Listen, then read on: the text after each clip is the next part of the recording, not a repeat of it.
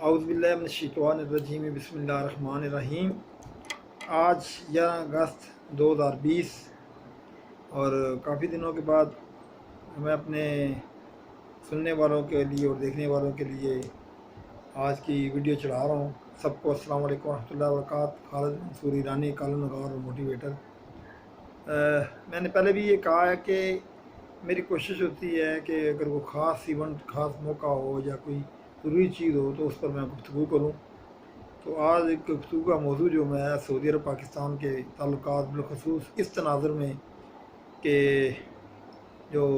سعودی عرب کا کردار کشمیر کے حوالے سے اور پاکستان کے ساتھ جو واقعات پیش آئے بھارت کی جانب سے، اس پر ان کے جو طرز عمل ہے اس پر کچھ بات کرنا چاہتا ہوں۔ میں نے بطور کالم نگار ہمیشہ جب بھی کالم لکھا اور ضرورت محسوس ہوئی وطن کے دوستوں کی تعداد کے حوالے سے تو یا پریورٹی کے حوالے سے، تو میں نے ہمیشہ یہ کہا کہ نمبر 1 پہ ترکی، نمبر 2 پہ سعودی عرب اور نمبر 3 پہ چائنا، اور اس میں کوئی دو رائے اور شک بھی نہیں ہے۔ کیونکہ آج کا موضوع بالخصوص سعودی عرب ہے، اس لیے میں سعودی عرب کے حوالے سے بات کروں گا۔ تو یہ کہوں گا کہ سعودی عرب کے ساتھ دو چیزیں بالکل واضح ہیں۔ نمبر 1 ایک کہ وہ ہمارا مسلمان برادر بھائی ملک ہے، اور دوسرا یہ مکہ مدینہ۔ حالات کیسے بھی ہو جائیں، جو بھی ہو،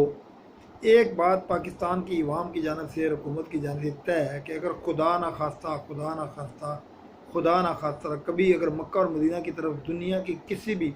باطل یا شر پسند قوت نے اس کی طرف میلی آنکھ سے دیکھا تو پاکستانی عوام اپنا تن من دھن لگانا عزت اور فخر سمجھے گی۔ یہ تو جو ہمارا ایمان کا حصہ ہے اس کے حوالے سے بات ہے۔ جہاں تک حکومتوں کے سیاسی اور مالی معاملات کا تعلق ہے کہ اس میں کوئی شک نہیں کہ پاکستان اور سعودی عرب کے تعلقات ہمیشہ مثالی رہے، لیکن بدقسمتی سے میں یہ کہوں گا کہ شاہ فیصل کے دور میں یہ بام عروج پر تھے، اس کے بعد شاہ خالد اور شاہ عباد تک یہ تعلقات ایسے مثالی رہے جس کی دنیا مثال بھی دیتی تھی، اور ایک جسم اور دو قالب والی بات تھی۔ لیکن بعد کے حالات نے کیسے پلٹا کھایا، کیوں پلٹا کھایا، یہ تو یہ متعلقین ہی بتا سکتے ہیں۔ لیکن پاکستان کے عوام میں، اور میں اگر شہری کی حیثیت سے اگر بات کروں تو مجھے گزشتہ 4-5 سال یا 7 سال سے، جب سے مجبوراً کہنا پڑ رہا ہے کہ نون کی حکومت اور پیپل پارٹی کی حکومت آئی کہ کچھ ایسے اقدامات اٹھائے جس کی وجہ سے سعودی عرب کے درمیان یہ بات راسخ شاید ہو گئی کہ پاکستان کے جو حکمران ہیں وہ اپنے مال و دولت کے جمع کرنے اور شاید ملک کی عزت کے حوالے سے کمپرومائز کرنے والے لوگ ہیں۔ تو لہذا سعودی عرب نے بھی پاکستان کے ساتھ بہت سلوک کرنا شروع کر دیا جو میرا خیال ہے شاید آقا اور غلام والا تھا۔ حالانکہ جو حکومتیں ہیں، یہ ہماری جو دوستی ترکی کے ساتھ ہو، چائنا کے ساتھ ہو یا سعودی عرب کے ساتھ ہو، اس کا تعلق اتنا حکومت کے ساتھ نہیں ہے جتنا عوام کے ساتھ ہے۔ تو اب جب سعودی عرب نے موجودہ حکومت کے حقیقی اور جائز حق کی بات پر حمایت حاصل کرنے کی بات ہوئی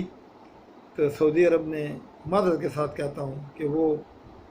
وہ چیز نہیں کی جس کے لیے ہم امید کرتے تھے۔ اس میں بھی کوئی دو رائے نہیں، میرا خیال ہے کہ سعودی عرب کی عوام جو ہے وہ پاکستان سے یقیناً محبت کرتی ہے، جو بھی ہے، جیسے بھی ہے۔ ہمارے ہاں ایک اور خرابی یہ پیدا بھی ہوئی کہ ماضی کے حکمرانوں نے پاکستان کے جتنے تارکین وطن گلف عرب میں ہوں یا سعودی عرب میں ہوں، ان کو ہمیشہ پیسے کمانے کی مشین سمجھا، اور ان کو جناب ایسے بے یار و مددگار چھوڑتے رہے جس سے یوں لگتا تھا کہ ماضی کی تمام حکومتوں کا پاکستان کے عوام یا اس لیبر سے یا تارکین وطن سے کوئی تعلق نہیں، جو اپنے خون پسینے کی کمائی اور وہاں کے ملک کی ترقی میں شامل ہو کر اپنے گھر اور پاکستان کا خیال کرتے ہیں۔ یہ بڑی تلخ حقیقتیں ہیں، لیکن کیونکہ یہ ماضی کا سارا حصہ رہی ہیں۔ اب جب کہ سعودی عرب پاکستان کے تعلقات میں ایک دراڑ پڑنے کی ایک ابتدا ہوئی ہے، جو میرے نزدیک قطن نہیں ہونی چاہیے، کسی صورت نہیں ہونی چاہیے۔ کم از کم ایک عام اور سادہ پاکستانی اور مسلمان ہونے کے ناطے میں تو اللہ سے بھی دعا کر سکتا ہوں اور وہاں کے حکمرانوں کے لیے ہدایت کی دعا کر سکتا ہوں، لیکن یہ بات بطور کالم نگار کے اور ایک تھوڑا سا محبت رکھنے والے شہری کے ناطے سے کہوں گا کہ سعودی عرب کی موجودہ حکومت نے پتہ نہیں کیا وجہ ہے پاکستان کے عوام کو بہت مایوس کیا ہے۔ میں اس کی بہت لمبی باتیں میں کر سکتا ہوں، لیکن میں 2-4 ایسی باتیں بتاؤں گا جس سے کوئی بھی حقیقت سے آنکھیں نہیں چرا سکتا۔ اس میں ایران کا معاملہ ہو، ترکی کا معاملہ ہو، یمن کا معاملہ ہو، یا ہمارے حکمرانوں کی NRO کا معاملہ ہو، یا اس کے علاوہ سے کوئی اور ایسی بات ہو، اس میں ہمیشہ سعودی عرب نے مداخلت کی ہے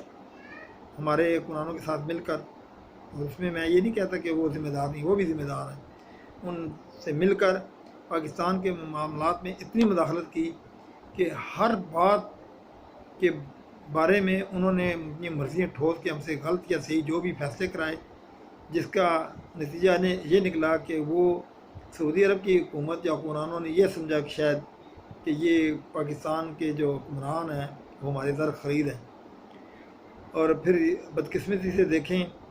ہمارے سچی بات ہے پاکستان کی اگر 72 سالہ یا 73 سالہ زندگی میں دیکھیں تو 50 اور 60 سال اس کے صرف اور صرف پوری دنیا کے مسلمانوں کے لیے آواز اٹھانے میں اور ان کے لیے گزرے ہیں، لیکن جب بھی پاکستان پر وقت آیا تو اپنے اور پراؤں نے اسی طرح دھوکہ دیا جس طرح وہ دیتے آئے ہیں۔ اب پاکستان دنیا کا وہ واحد ملک ہے اس کی قدر اگر کوئی گلف کے یا عرب حکمران نہ کریں تو ایک علیحدہ بات ہے، وہ جانتے تو ہیں کہ پاکستان کی عوام نے اور حکمرانوں نے ہمیشہ بغیر کسی تفرقے کے ہمیشہ کوشش کی ہے کہ امت مسلمہ میں کبھی بھی کوئی نفاق نہ پڑے، اور اگر بڑی سے بڑی بھی پاکستان کو قربانی دینی پڑی تو امت مسلمہ کو جوڑنے کے لیے، ان کے اتفاق اور اتحاد کے لیے اپنی بھرپور کوششیں کیں، اور اگر وہاں ان میں کوئی تنازع پیدا ہو جائے، کوئی جنگ و جدل ہو جائے تو اس نے ہمیشہ مثبت رول ادا کیا۔ لیکن پھر میں کہتا ہوں، افسوس کے ساتھ کہتا ہوں، فلسطین کا مسئلہ اگرچہ یہ عرب کا مسئلہ ہے زیادہ تر، اور آپ دیکھیں کہ عرب کے بہت سارے ممالک نے اسرائیل کو تسلیم کر لیا، لیکن پاکستان نے صرف مسلمان ہونے کے ناطے اور قائد اعظم محمد علی جناح رحمۃ اللہ علیہ کے قول کو نبھاتے ہوئے عربوں کی خاطر چکھا وہ چاندی رہ گئے ہیں، اسرائیل کو اس وقت تک تسلیم نہ کرنے کا اعلان کیا جب تک وہ فلسطین کا حق ادا نہیں کرتا۔ مجھے مجبوراً کہنا پڑتا ہے کہ یاسر عرفات صاحب، جس کے لیے ہم نے پاکستان کے عوام نے قربانیاں بھی دی ہیں فلسطین کے لیے، یاسر عرفات بھی اندرا گاندھی کو اپنی بہن کہا کرتے تھے۔ بہرحال یہ ماضی کے قصے ہیں، لیکن اس وقت حالات بدل گئے ہیں۔ سعودی عرب کے لیے میں پھر کہوں گا، ایک پاکستانی مسلمان ہونے کے ناطے مکہ اور مدینہ کی بات ہوگی تو حالات کتنے ہی ہمارے کیوں نہ خلاف ہوں، اس پر ہم کمپرومائز نہیں کریں گے، لیکن سعودی عرب کے حکمرانوں سے درخواست کروں گا، اپیل کروں گا، وہ ہوش کے ناخن لیں خدا کے لیے۔ وہ جو OIC جب بنی تھی تو مولانا شاہ محمد نورانی صاحب بڑی طنزی انداز میں، شروع دن سے اللہ ان کو گرگ رحمت کرے ہمیشہ، اچھا وہ یہ کہہ کر تند کرتے تھے OIC، یعنی کہ یہ حالات تھے۔ تو اگر وہ سعودی عرب اپنا کسی مجبوری کی وجہ سے کردار ادا نہیں کر سکتا تو بہتر ہے کہ یہ کردار اگر ترکی کو، پاکستان کو یا ملیشیا کو ادا کرنے کا حق دے دیں تو مجھے امید تعالیٰ انشاءاللہ یہ ممالک ضرور نہ صرف یہ کہ طاغوتی اور اسلام دشمن طاقتوں کا مقابلہ کریں گے،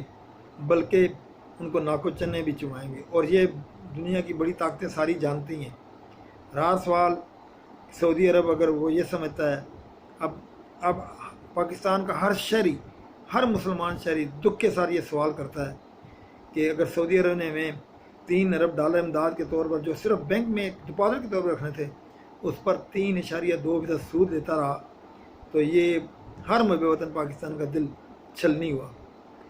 ہم نے ہمیشہ سعودی عرب کے لیے دامے دھرمے سخنے جانی مالی عزت کے حوالے سے جو کچھ ممکن ہوا ہم نے کیا، لیکن اس سلسلے میں ہمیں سعودی عرب نے اینڈ میں کیا صلہ دیا، یہ انتہائی قابل افسوس ہے۔ میں سمجھتا ہوں موجودہ حکومت، عوام اور افواج پاکستان، اور پھر اس کو میں اگر عدلیہ بھی شامل کروں تو انہوں نے طے کر لیا ہے کہ اب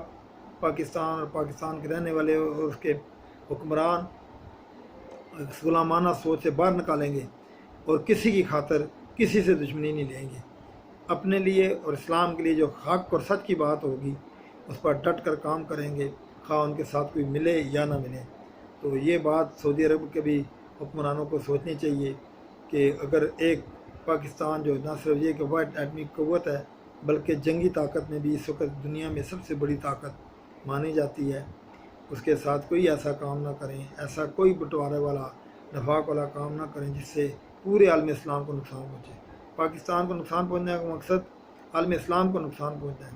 میں اس کی ایک اور مثال دیتا ہوں. میں نے اپنی 68 سالہ زندگی میں سے 60 سال زندگی میں دیکھا کہ دنیا کے کسی بھی اسلامی ملک میں اور اسلام کے خلاف کوئی بات ہوتی تھی تو سب سے پہلے پاکستان کے عوام اس کے خلاف ابتدا کرتے تھے، اس کے لیے ہر قربانی دیتے تھے. لیکن دھیرے دھیرے یہ ہمارے مسلمان ملکوں حکمرانوں کی بےحسی ہے کہ آج پاکستان کے عوام بھی اس سوچ پر مجبور ہو گئے ہیں کہ ہم سب سے پہلے اپنے وطن عزیز پاکستان کو دیکھیں گے. لیکن خدا کے لیے امت مسلمہ کے لیے میں دعا کرتا ہوں، یا رب العالمین ہمارے حکمرانوں کو ہدایت دیتے ہوئے اس سوچ سے باہر نکلیں. جب ہمارے نبی نے کہا، قرآن نے کہا کہ مسلمان جس میں وعد ہے اس کی کسی حصے میں درد کو اپنا پورے جسم کا درد ہوتا ہے، تو پاکستان کی امت میں اتفاق کے لیے اپنے ذاتی مفادات کو قربان کر کے امت مسلمہ کو جوڑنے کے لیے اور غیروں کی غلامی سے نکل کر سوچیں. اور میرا ملک پاکستان اس میں ہمیشہ پیش رہا ہے اور آئندہ بھی پیش رہے گا. اور امید تعالیٰ ہے کہ